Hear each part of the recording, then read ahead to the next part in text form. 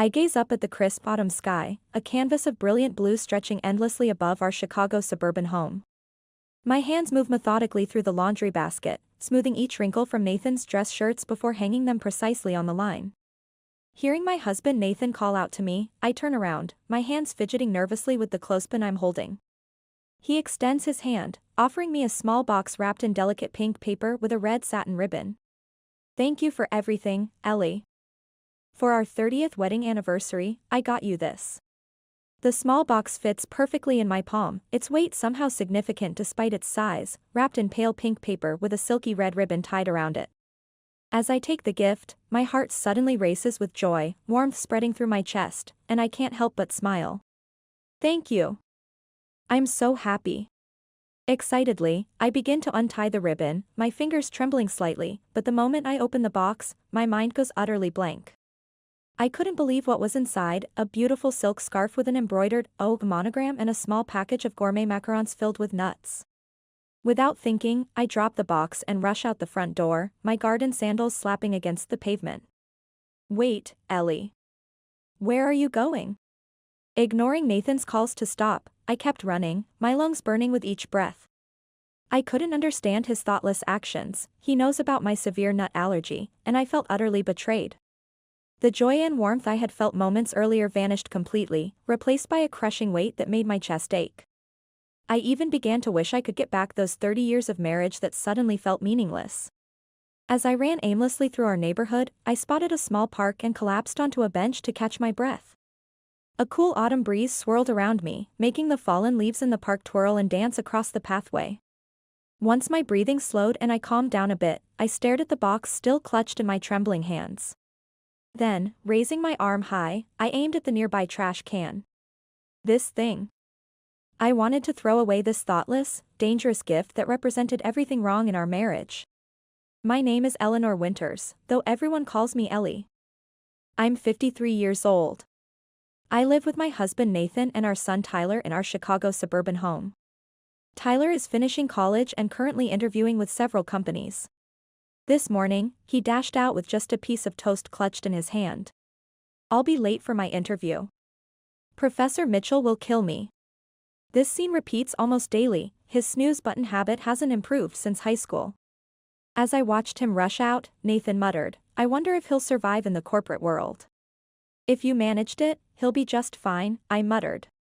Nathan works as a creative director at a prestigious advertising agency.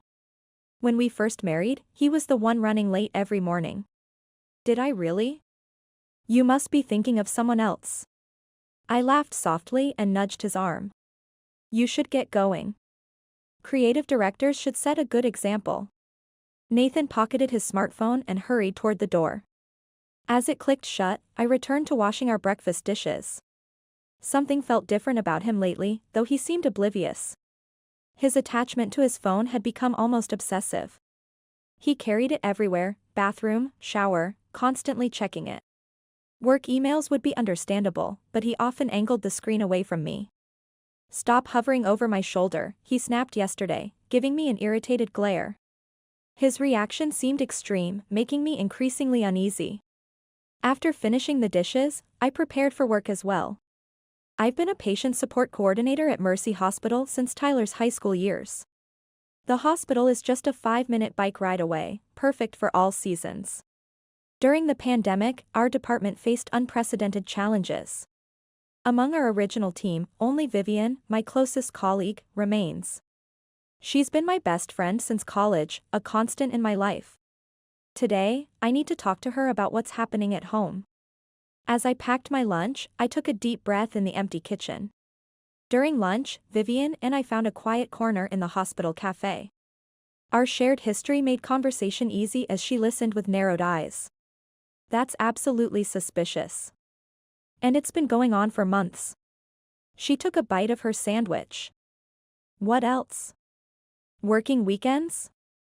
Emotionally absent." I pushed my salad around, gathering my thoughts. I'm not particularly talkative, but I share little daily things, farmers market finds or neighbor stories. Nathan used to engage completely.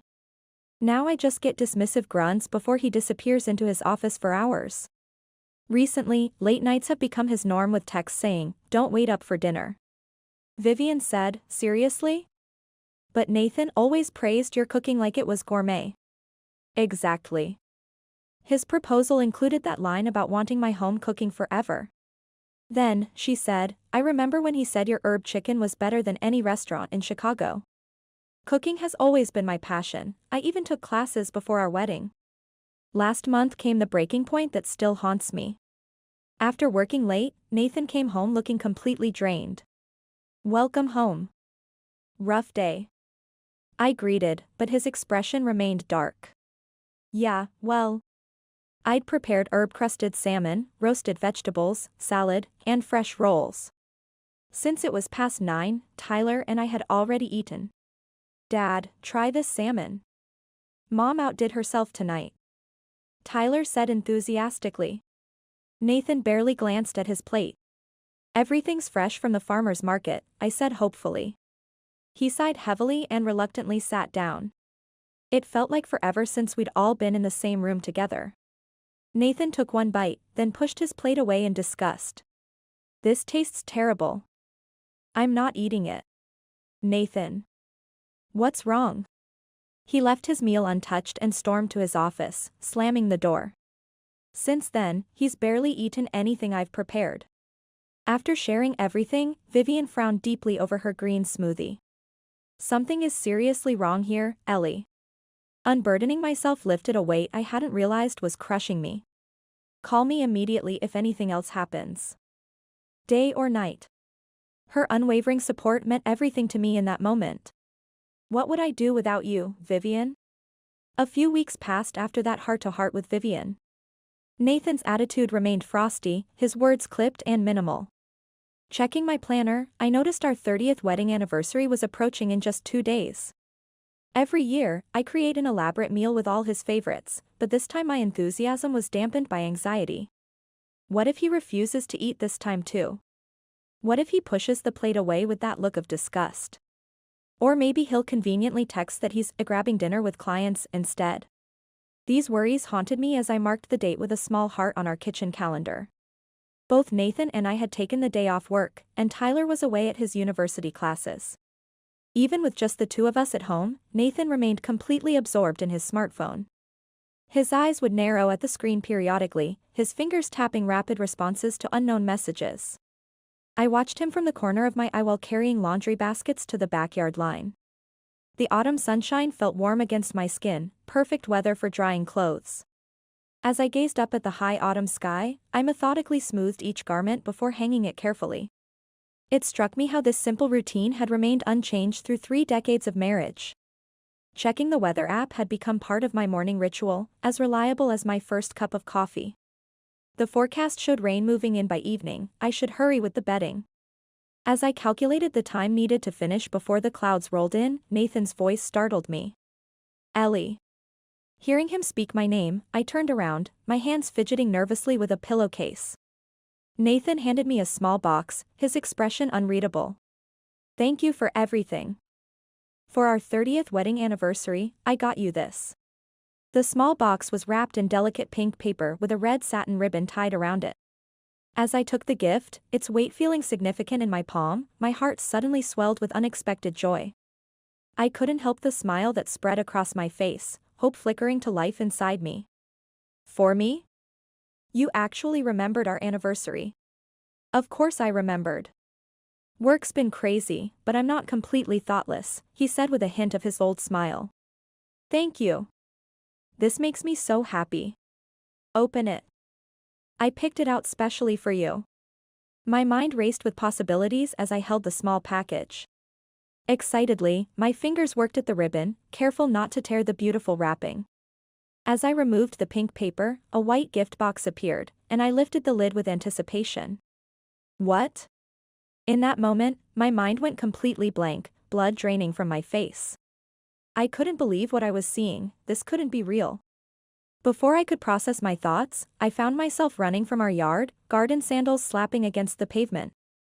"Wait, Ellie. Where are you going?" Ignoring Nathan's confused calls, I kept running, my chest tight with betrayal. "Why? How could this happen to us after 30 years? These thoughts pounded in rhythm with my footsteps as I fled through our neighborhood. Inside the box lay a beautiful silk scarf with the monogram, "Oh," elegantly embroidered in the corner.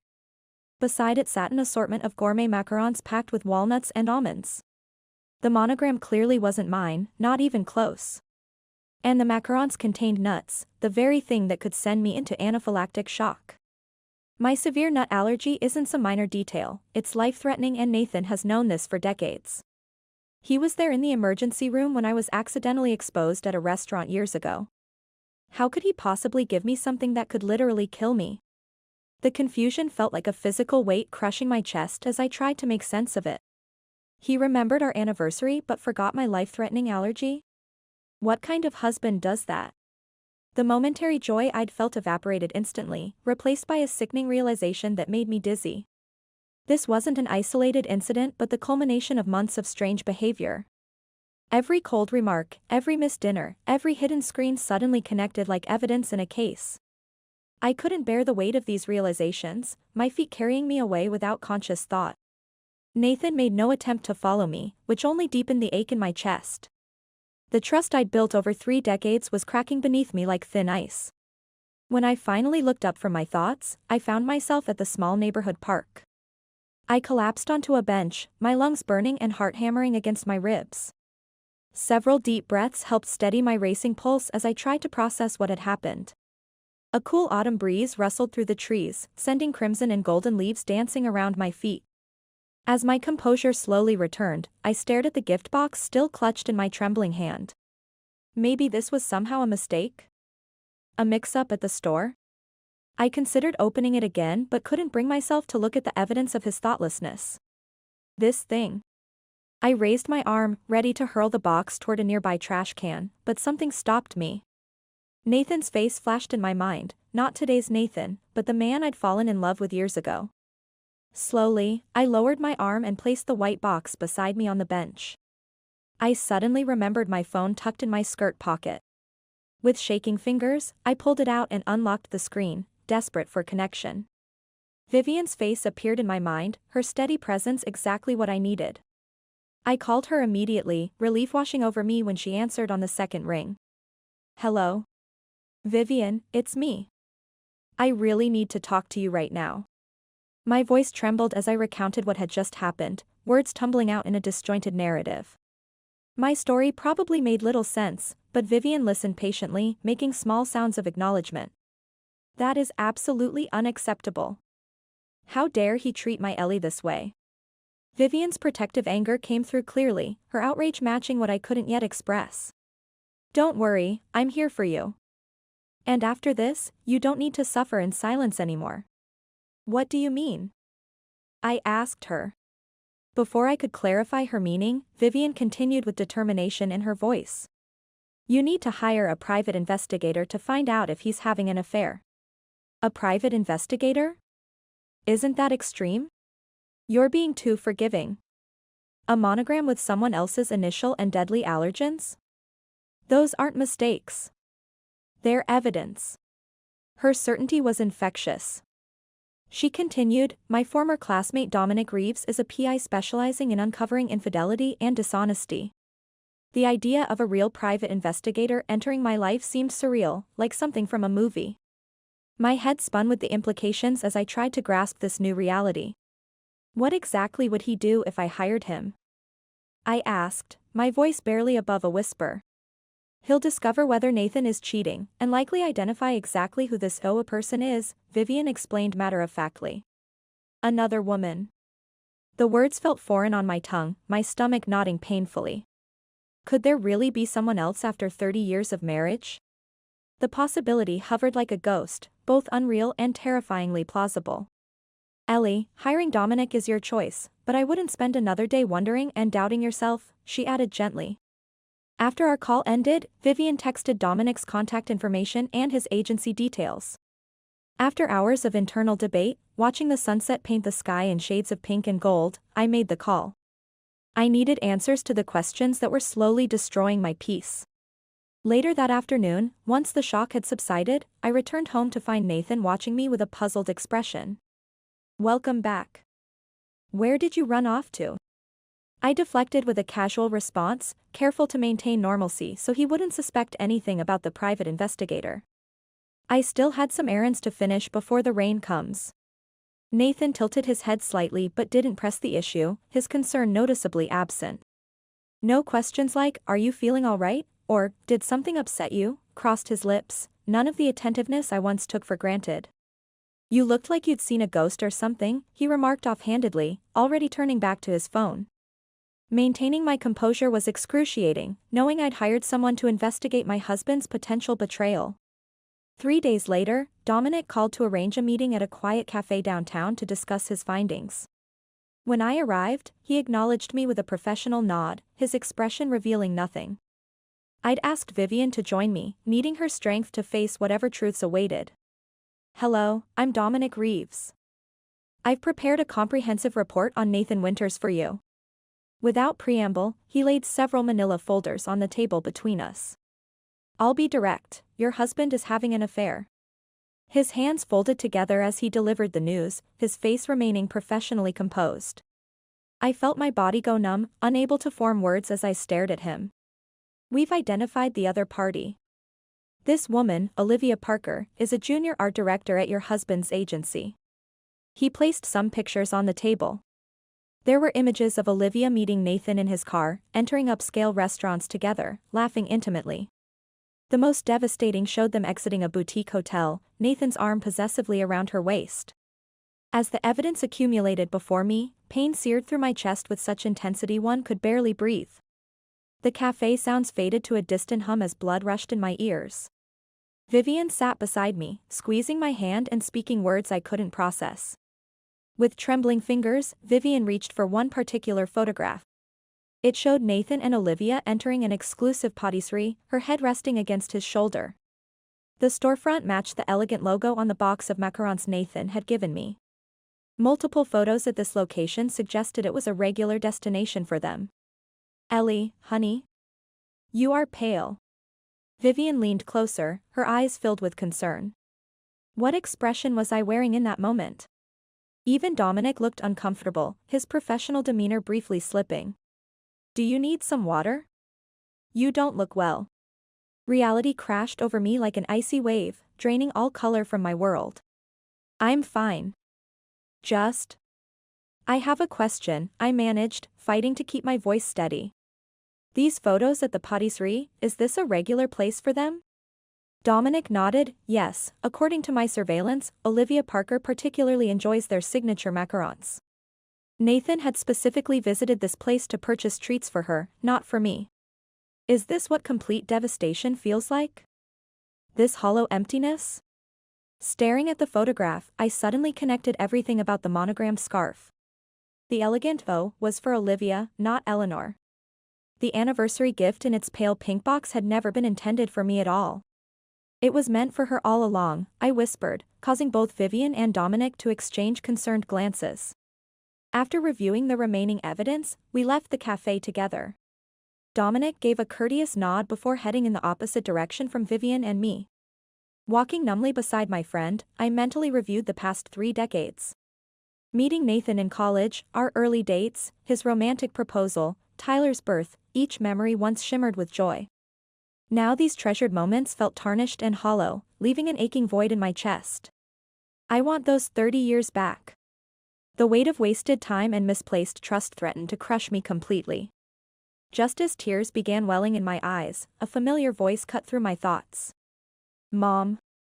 I looked up to see Tyler standing before us, concern etched across his face. "I just finished my economics seminar." "What's wrong? You look upset." The busy sidewalk traffic continued around us as I stood frozen, staring at my son. Should I tell him everything? Destroy his image of his father? As I hesitated, clutching my purse with the damning photos inside, Vivian smoothly intervened. "Since we've all bumped into each other, why don't we grab some lunch? I'm starving." Though Tyler had never met Vivian before, he seemed to sense the underlying tension and nodded immediately. "Sure, let's grab something to eat." We entered a nearby bistro, and after being seated, I slowly pulled the folder from my bag. "Tyler, there's something important I need to share with you." Carefully, I revealed everything I had just discovered about his father.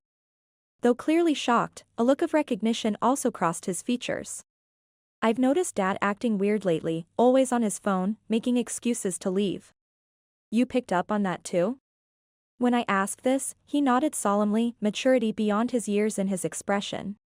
What will you do now, Mom? Are you thinking about? His voice trailed off as he stared at his hands, unable to complete the thought. The word divorce hung unspoken between us, heavy with implications. I honestly wasn't sure what path to take, torn between decades of history and this devastating betrayal. As I struggled to articulate my uncertainty, Tyler reached across the table for my hand. Whatever you decide, I support you completely, Mom. We're family first, he stated with remarkable composure. I'm in your corner, Ellie. No matter what you choose, that won't change, Vivian added firmly. Their unconditional support, whatever you decide, crystallized something within me. This was my life, my choice, and I suddenly felt empowered to reclaim it on my own terms. The day after our somber lunch, I returned to my post at the hospital's patient support desk. With autumn transitioning to winter, our waiting room filled with seasonal illnesses. By early afternoon, after the morning rush cleared, patient traffic noticeably slowed. The front doors slid open, revealing a slender woman in her early 30s. Something about her struck me as oddly familiar, though I couldn't place her. I glanced down briefly to organize intake forms for the next patient. When I looked up again, she stood directly before me, her posture tense but determined. Excuse me. Yes, how can I help you today? As I made eye contact, she carefully unfolded a silk scarf with trembling fingers. My breath caught in my throat, the world momentarily freezing around me. The scarf had a clearly monogrammed E in elegant script in the corner. With sudden clarity, I realized this was Olivia Parker standing before me. Though shocked, I maintained my professional demeanor, not revealing that I recognized her from Dominic's photos. Is this your first visit to Mercy Hospital? I'll need you to complete this intake form. She gently interrupted, I'm sorry, but, are you Eleanor Winters? Nathan's wife? They say the eyes are windows to the soul, and I'll never forget the emotion reflected in hers. Her gaze held a mixture of guilt, shame and genuine distress directed toward me. Yes, that's me, I admitted, my voice barely steady. Without warning, she burst into an emotional apology, her composure crumbling. I'm so sorry. I had no idea. I couldn't hide my surprise, my professional mask slipping as I stared at her. Even the expensive silk scarf with its I monogram seemed to droop with shared embarrassment. I honestly thought. Just then, several colleagues appeared, drawn by our emotional exchange. Discussing such personal matters in our workplace was clearly inappropriate. I quickly regained my composure, touching her arm gently. Let's talk after my shift ends. Can you wait for me? The remaining hours crawled by as my mind raced with questions about Olivia and the monogrammed scarf. What had brought her to my hospital? Why this sudden apology? What had she been about to confess before we were interrupted? When my shift finally ended, I hurried outside, scanning the area anxiously. Olivia sat primly on a bench at the bus shelter across from the hospital entrance. Thank you for waiting. I'm Eleanor, Nathan's wife, I said as I approached. My voice startled her, causing her to jump slightly, her shoulders tensing. I apologize for my behavior earlier. My name is Olivia Parker. Her formal tone surprised me, this wasn't the homewrecker I'd imagined. Seeing my husband's mistress in person made everything painfully real, yet I felt only hollow sadness. Olivia, why did you come to my workplace today? I've been dating Nathan, she admitted, her eyes downcast with obvious discomfort. Recently, he gave me this gift. I was thrilled until I opened it. She removed the silk scarf with the E monogram from her handbag. It was meticulously folded, clearly treasured despite its mistaken identity. Nathan told me he was divorced years ago. Divorced? The word felt like a physical blow. Yes. He said he'd been single for quite some time. When exactly did I cease to exist in his life? The shock left me momentarily speechless, my mind struggling to process this revelation. Olivia explained that their relationship had begun about 4 months ago after collaborating on a project. As her creative director, she'd respected his talent and never questioned his claim of being divorced. She'd never seen a wedding ring on his finger, and he never mentioned having a family. When she received the monogram scarf clearly meant for someone else, everything unraveled. I started suspecting he might still be married. Then I remembered he once mentioned that his ex-wife worked at Mercy Hospital.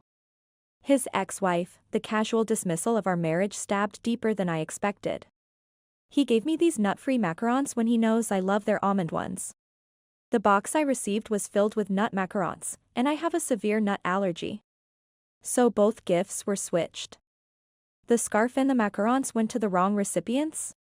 The evidence was undeniable, each gift clearly intended for the other woman. Olivia had no knowledge of my allergy, her shock appeared genuine. Her eyes widened with horror when I explained the severity of my condition. I had absolutely no idea. That's incredibly dangerous. Her reaction confirmed what I already sensed, she wasn't complicit in his deception. We had both trusted Nathan, both been manipulated by his carefully constructed lies. We were unwitting victims of the same man's selfishness.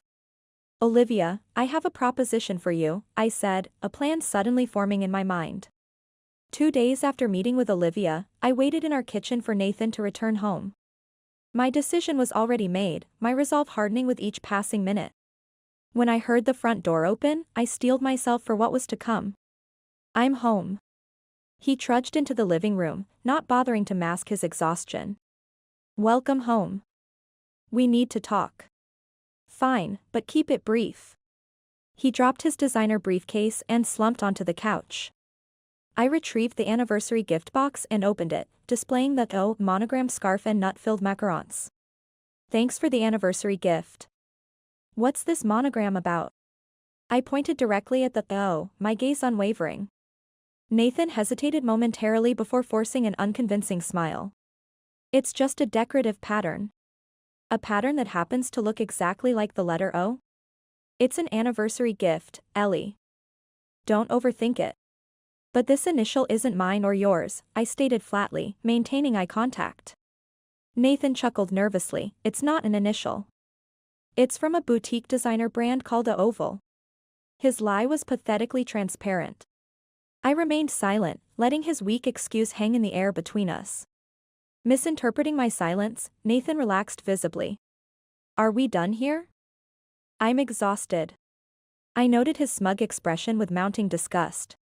Actually, we have a visitor. At my signal, Olivia stepped into our living room. What the hell? Why is she? Nathan's face drained of color as he stared at Olivia in horror. She stood rigidly, clutching the monogram scarf in her hand. You two know each other? I'm just making introductions. Nathan, what's happening? Tell her we've been together, Olivia demanded. Nathan's mouth opened and closed wordlessly. I spread the evidence photos from Dominic's investigation across the coffee table. Images of Nathan and Olivia at restaurants, entering the patisserie arm in arm. The damning photo of them leaving the boutique hotel downtown. Nathan stared at each photo, his composure crumbling completely. What is this? How do you know Olivia? She's just a junior colleague. These photos are meaningless. Olivia's face registered shock and anger at his dismissal. These are nothing, just work meetings and professional dinners. His transparent lies were accompanied by his hand unconsciously covering his mouth. Just work? Really? I selected a particularly intimate photo of them laughing over champagne. You discuss advertising campaigns while gazing into each other's eyes? Nathan continued sweating profusely, words failing him. What's going on? Olivia stepped closer, her voice trembling with emotion. You promised me this was real. What is this, Nathan? Olivia, wait. She's not my wife. She's just a relative who lives here. A relative? Then whose home have you been returning to every night? Fury transformed her features as the truth dawned on her. Nathan stammered incoherently, trapped in his web of lies. You told me you were divorced. Explain yourself. Divorced? Well, I might have implied. He glanced between us, shrugging evasively. Perhaps I said something like that, or maybe not.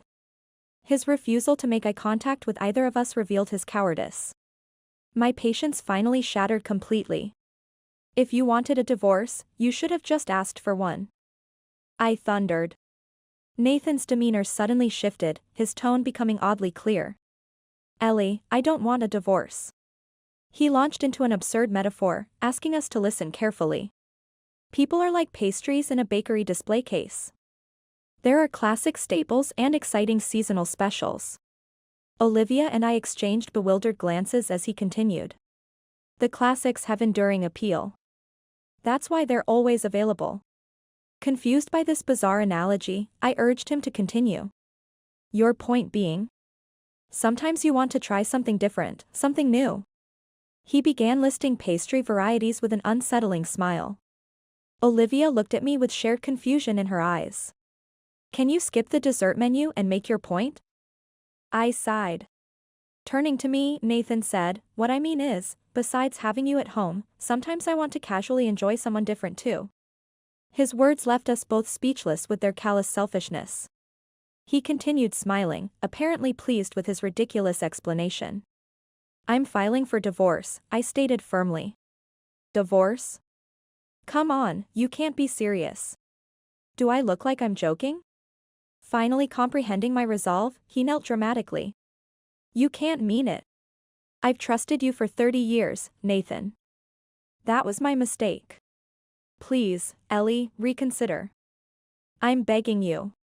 It's too late, Nathan. I admit I was wrong.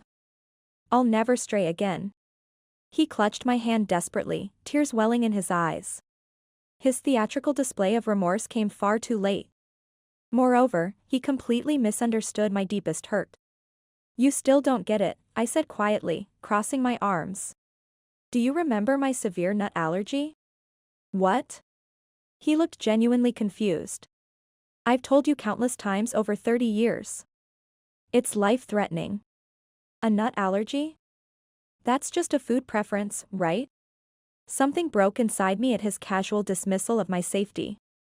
You said I looked like I'd seen a bomb. I actually had, these could kill me. I grabbed the macarons, my hand shaking with fury. These aren't just cookies, they're potentially lethal to me. I hurled the scarf at his face in pure rage. Before I could throw the macarons, Olivia gently restrained my arm. Nathan stared in shock at the scarf drifting to the floor. Wait, you're both leaving me? Olivia, you'll stay, right? She glared at him with utter contempt. You disgust me. Stay away from me at work and everywhere else. As Nathan crumbled visibly, he noticed Tyler standing silently in the doorway. Our son had witnessed everything, his expression one of cold disappointment. Nathan could only hang his head in shame, defeated by his own selfishness. After that confrontation, my divorce proceeded swiftly without further discussion. Nathan signed the papers with a defeated expression, finally grasping the consequences of his actions. We sold our family home, which quickly attracted several potential buyers. Nathan packed his belongings and moved to a downtown apartment, avoiding Tyler and me. What a coward, running away instead of facing what he'd done. Good riddance, I muttered as he drove away for the last time. Olivia and I developed an unexpected friendship, occasionally meeting for lunch on pleasant afternoons. We'd share updates about our lives and inevitably discuss Nathan's downfall. When rumors of his affair spread through his agency, his professional reputation crumbled. Olivia discovered he had previously had affairs with other colleagues, a pattern rather than an exception. Everyone's shocked, but apparently this isn't his first time crossing lines, she revealed. I felt physically ill realizing he'd been juggling relationships for years while presenting himself as a devoted husband. His behavior eventually cost him his position, resulting in a significant demotion. Actions have consequences, though I hope for his sake he's learned something. Olivia resigned from the agency, unwilling to share workspace with him. By coincidence, our patient support department had an opening when a coordinator left. Why not join our team? Regular hours, excellent benefits, supportive environment. Though initially hesitant about switching to healthcare administration, Olivia decided to try. She quickly discovered a natural talent for patient relations. Now we work together, her design eye helping modernize our patient materials. Tyler received 3 promising job offers after graduation, weighing his options carefully. He'll join the workforce officially next spring, already showing remarkable maturity. When I proudly shared this with Vivian in the break room, she grinned knowingly. Admit it, you're secretly sad your baby bird is leaving the nest. You worried about his job hunt every single day, she teased while Olivia laughed. Of course I worried. That's what mothers do, I protested, blushing. The empty house sometimes feels too quiet now, giving me time to reconsider my own passions. Newly single, I've been contemplating new beginnings for myself. Ellie, your cooking is incredible. Why not teach classes? Vivian suggested. Cooking classes? The idea immediately resonated. This dream had been simmering for years, put aside while raising Tyler. I think I will, I decided, feeling a long-dormant excitement awakening. Taking a deep breath, I stepped forward toward a future built around my own dreams.